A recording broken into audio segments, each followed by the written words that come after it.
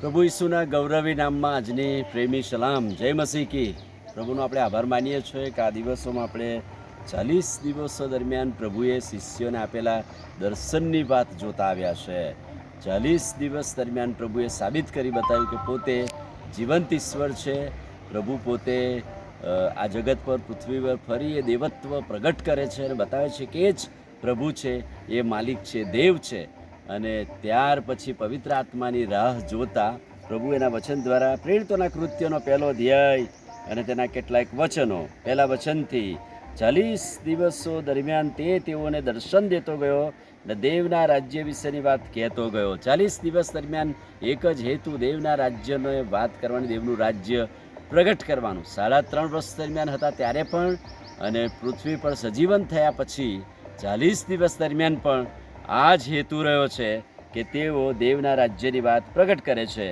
તેઓને ભેગા થયા પછી, એટલે શિષ્યો એમને મળ્યા ત્યારે એમણે ચોથા વચનમાં બહુ કડક શબ્દોમાં અથવા તો બહુ જ ખાતરીપૂર્વકનું વચન આપીને બહુ ખાતરીથી 3-4 વાતો કહી. પહેલી વાત, યરૂશાલેમથી જતા ના, પણ બાપનું જે વચન તમે મારા મુખમાંથી સાંભળ્યું છે તેની વાટ જોતા રહેજો. અહીંથી યરૂશાલેમથી જતા નહીં, આમ તેમ જતા ના રહેતા. હવે તમારે 40 દિવસ પૂરા થાય પછી 10 દિવસ વેઇટ કરવાનું છે, રાહ જોવાની છે, પવિત્ર આત્માનું સામર્થ્ય તમારી પર આવે ત્યાં સુધી.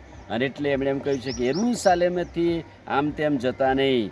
અને યોહાને પાણીથી બાપ્તિસ્મા કર્યું ખરું, પણ થોડા સમય પછી તમે પવિત્ર આત્માથી બાપ્તિસ્મા પામશો. યોહાન બાપ્તિસ્મી આવ્યા અને જે બાપ્તિસ્મા આપ્યું, હવે ટાઈમ પાકી ચૂક્યો છે કે પવિત્ર આત્માનું બાપ્તિસ્મા, પવિત્ર આત્માનું સામર્થ્ય તમારી પર આવશે.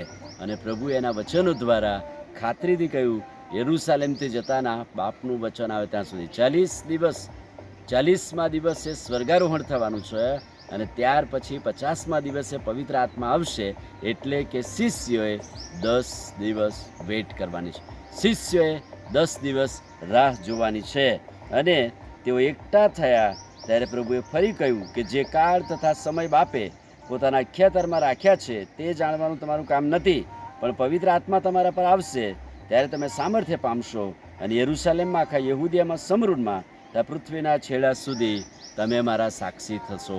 પૃથ્વીના છેડા સુધી સાક્ષી બનવા માટે 10 દિવસ પ્રાર્થનામાં ગાળવાના, 10 દિવસ વેઇટ કરવાનું, 10 દિવસ બાપના વચનની રાહ જોવાની છે. અને એટલા માટે 40 દિવસ પ્રભુ સાથે રહ્યા પછી 10 દિવસ એ ગેપ છે.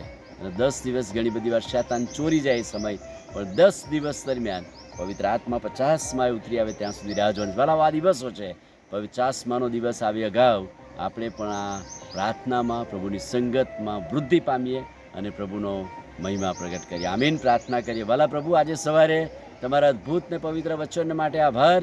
અમે પણ એ 50માના દિવસની રાહ જોતા તમારા વચનમાં વૃદ્ધિ પામીએ એવી કૃપા થવા દો. પ્રભુ ઈસુના નામમાં પ્રાર્થના કરીએ છીએ, સાંભળોને માન્ય કરો. આમીન. God bless you.